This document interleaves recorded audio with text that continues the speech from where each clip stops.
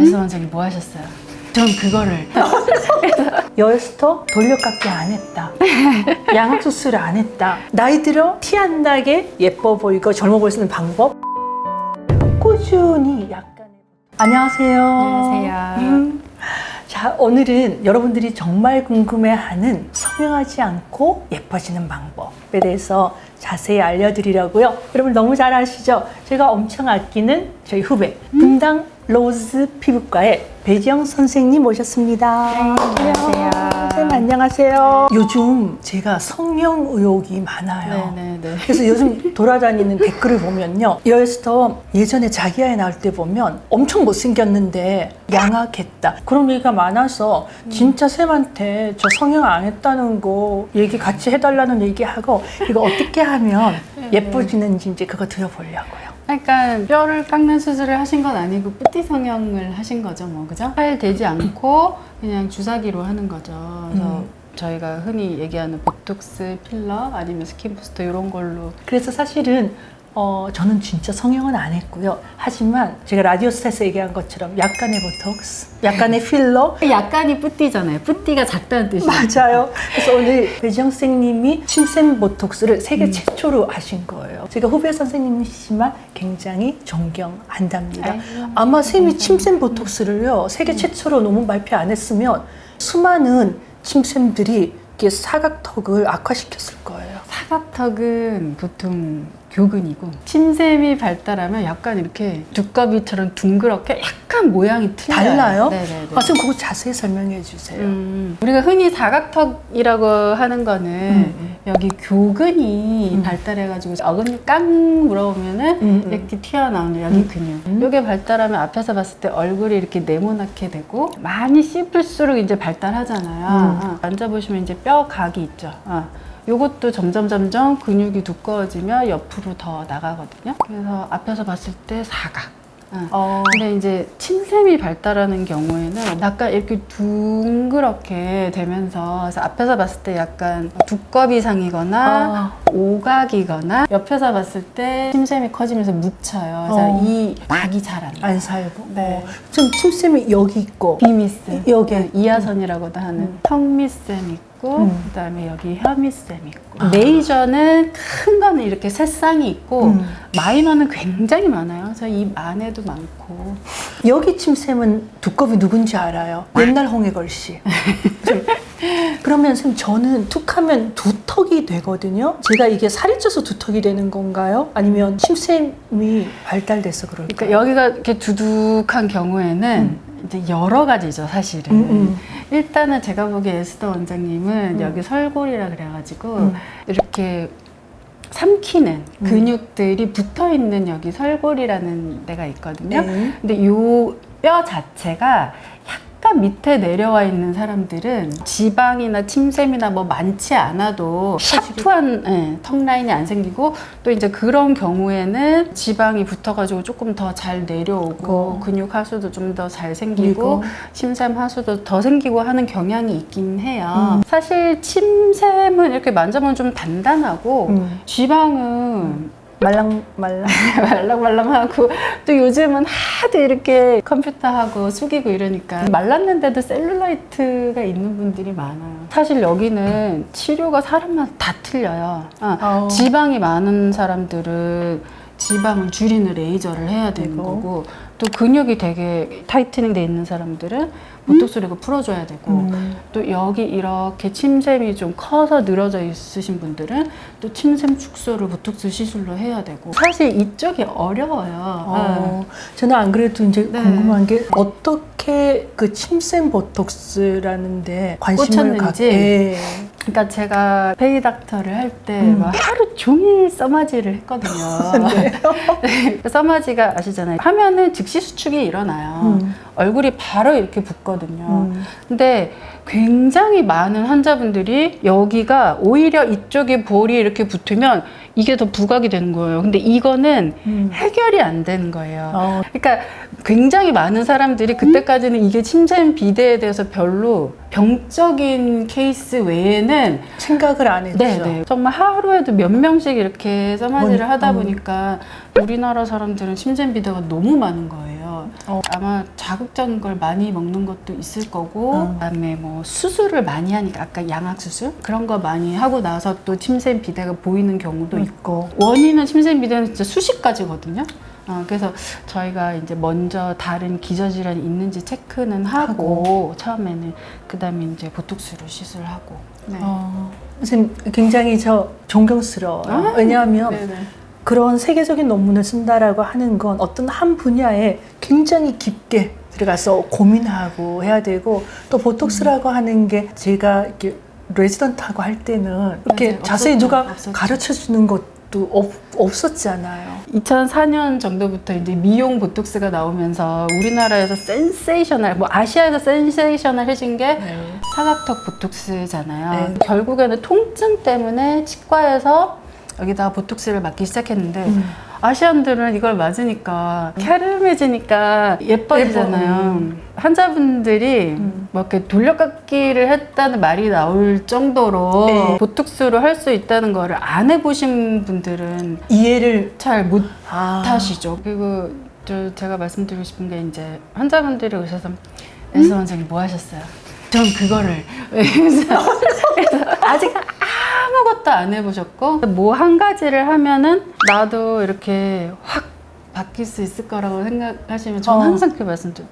에스더 원장님은 항상 꾸준히 요거도 조금 저거도 조금 이렇게 하신다고. 그래서 서서히 그러니까 확 이상하게 되지 않고 그냥 예뻐지는 건데. 그래서 저는 너무 감사한 게 선생님 만나고 티나지 않게 조금만. 저는 정말 뿌띠 시술이 그러니까 저 같은 경우는 이제 약간 우울증이 있으니까 이 우울증이 있는 여자가 왜 저렇게 외모에 신경을 써? 그 얘기를 하지만 저는 제가 그런 관리를 해서 예전보다 조금씩 더 부드러워지고 조금 예뻐 보이면 그게 사실 마음도 힐링이 되거든요. 맞아요. 배지영 선생님 오늘 얘기하고 싶은 그거죠. 한 번에 되는 게 아니다. 맞아요. 꾸준히 끈기 있게 조금씩. 선생님 덕분에 오늘 제가요 여에스터 돌려깎기 안 했다. 양악 수술 안 했다. 꾸준히 약간의 보톡스와 꾸준한 레이저로 좀 뾰족한 턱 라인이 됐다. 이 턱 라인에 대해서 더 하고 싶은 얘기 있으시면? 윤곽은 어릴 때 만져야 되잖아요. 왜냐하면 저희가 40, 50대, 뭐 60대 이렇게 피부 탄력이 없는 경우에 보톡스로 한 번에 확 뒤에 볼륨이 줄면 피부가 남잖아요. 처져요. 나이가 드실수록 갑자기 이렇게 하려 그러면 얼굴이 처지기 때문에 레이저 리프팅을 같이 하거나 또 볼살이 너무 없으신 분들은 뒤에 이거 교근 침샘으로 피부를 들고 있는데 얘네가 확 줄어들면은 볼살이 없는 게 탁 티가 나요. 그래서 약간 득실을 따져야 돼요. 내가 여기를 줄이면서 이쪽을 지방이식이나 필러를 할 건지 아니면 차라리 안 줄이는 게 나을 수도 있고 그래서 그거는 케바케? 세 번째 제가 엄청 궁금한 게요. 연세 이렇게 드신 분들은 뭐 살이 찌는 분도 고민이지만 살 빠지시면 여기가 푹 들어가거든요. 여기 푹 꺼진 건 쌤 어떤 게 가장 좋은 방법일까요? 그러니까 겉에 꺼진 거를 윤곽을 올리는 거는 필러하고 지방 이식이에요. 사실 지방도 넓은 의미의 필러거든요. 필러가 채우는 것이라는 뜻이잖아요. 근데 나이 들면은 제일 많이 꺼지는 데가 눈 주변, 입 주변이잖아요. 이 만져보시면 안아뼈 자체가 조금씩 사가서 이 뼈가 점점 동공이 커지거든요. 맞아요. 약간 해골처럼 보이고 네.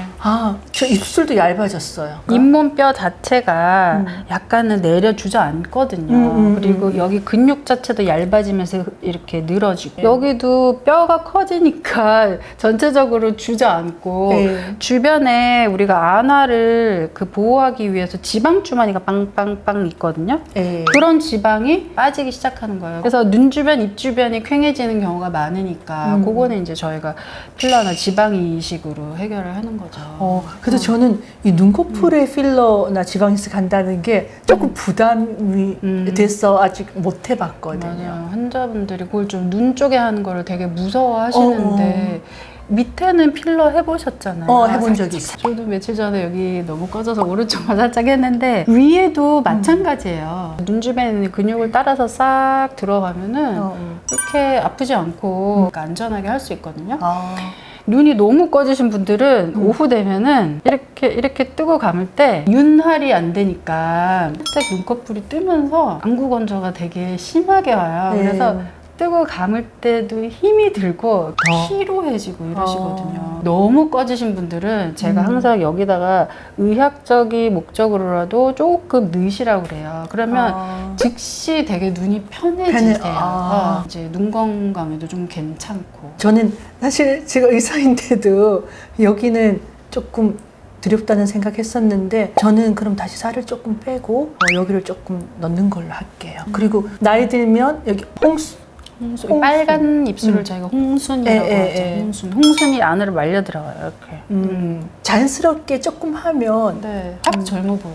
나이 드신 할머니들이 했을 때 정말 만족도가 높은 데가 이리비어리. 홍순. 근데 이건 전혀 생각을 보통 많이 못 하잖아. 사람들이 이제 립을 하시라고 말씀드리면 이거를 막 이러면서 전 절대 안 해요 이렇게 말씀하시는데 그렇게 입술 모양을 바꾸는 게 아니고 사실 이게 바람 빠진 풍선 같이 된 거를 그 안에를 다시 좀 채워서 풀하게 해줬을 때 굉장히 다시 영해지는 느낌이 있거든요. 그래서 모양을 안 바꾸고 살짝만 하면 되고 또 이제 우리가 고양이 주름이라 그래서 오 했을 때 여기 저 생겼어요, 쌤. 네, 저도 이제 말할 때 생기는데 이게 말할 때만 생기는 게 아니고 가만히 있어도 때도. 이렇게 있으면 립칠해도 이렇게 다 번지고 선 남고. 네, 그래서 되게 좀 나이 들어 보이는 거거든요. 선생님, 제가 없었는데 저 최근에 하니까 이렇게 주름 생기더라고요. 네, 그러니까 이제 보톡스 맞기 시작해야 되는 거예요. 여기를요? 네, 저는 이제 여기가 O 했을 때 쏙쏙 들어가기 시작하면 페이기 전에. 네, 페이기 선생님, 저 전에는 시작됐어요. 보톡스로 관리하고 일단 페이면 필러, 뭐 주베룩을 여러 번 하든지 탄력을 주든지. 그렇구나. 제가 왜 제 윗입술이 점점 더 얇아지나 했더니 제가 최근에 3년 동안 교정을 했잖아요. 교정을 들어가셨지. 하면서 안 그래도 내려앉는다는 잇몸을 안으로 훅 들어가니까 입술이 엄청 얇아졌어요. 쌤, 저 지금 해야 될까요? 말아야 될까요? 이게 프로포션도 좋고 예쁘신데 그 쪼글쪼글한 거는요? 그거는 이제 보톡스 좀 하고 주베룩 탄력 좀 주고 네. 그 다음에 쌤, 저 얼굴은 살리면서 지방은 줄여야 되잖아요. 쌤 병원에 들어온 그 온다 레이저. 왜 예전에는 체지방, 피하지방 줄이려면 엄청 아픈 거잖아요. 근데 이 온다는 통증이 거의 없는. 얼굴 이런데 이제 지방이 많아가지고 이렇게 떨어지는 거는 울세라도 괜찮고 울세라? 뭐 인모드도 괜찮고 근데 그 아픈 걸 온몸에 하기엔 너무 힘들잖아요. 그래서 이제 온다는 사실 서양 여자들이 좀 뚱뚱하고 셀룰라이트가 우리 동양인들보다 많잖아요. 그래서 그 바디 셀룰라이트 전문 기계였어요. 동양인들은 이제 그거를 얼굴에 쓸 수 있게, 왜냐면 동양인들은 또 이런 얼굴이 많기 때문에 페이스 팁이 이제 나온 거예요. 요게 안 아프게 싹싹싹 지방이 잘 빠져서 그래서 좋더라고요. 포인트가 쌤, 안 아프게 해요. 맞아요. 옛날에는 아프잖아요. 시간 오래 걸리고. 시간도 오래 걸리고. 자, 온다. 얼마 전에 들어와서 아프지 않게 체지방 뺄 수 있는 레이저. 자, 오늘 때깔에 산다, 때깔에 죽는다 에스더 TV. 이 침샘 보톡스의 왕이고 우리 배지영 쌤과 즐거운 시간 가졌어요. 쌤, 오늘도 저 너무너무 많이 배웠고요. 다음에도 쌤 또 시간 괜찮으실 때 오셔서 피부의 모든 거나 잘못하면 다음에는 쌤 피부과 가서 하루 종일 누워 있어야 되는 거 아닌가? 고양이 이것도 하고 또 뭐 이것도 하고 이거 흉터도 하고. 저는 에스더 원장님이 너무 우울해서 쫓아왔어요 이렇게 말씀하시면 또 이렇게 하고 기분이 너무 또 다시 좋아지셔서 이렇게 가시는 게 또 저의 되게 기쁨이자 행복?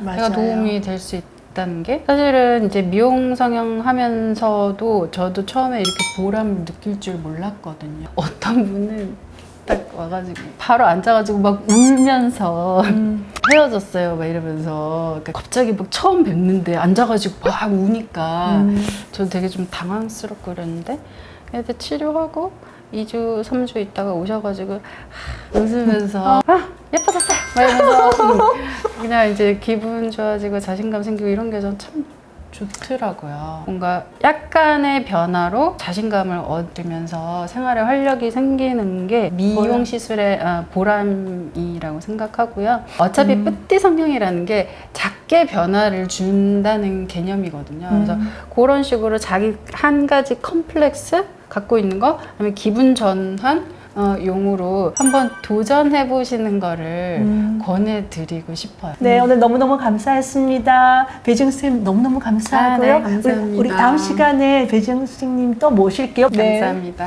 네.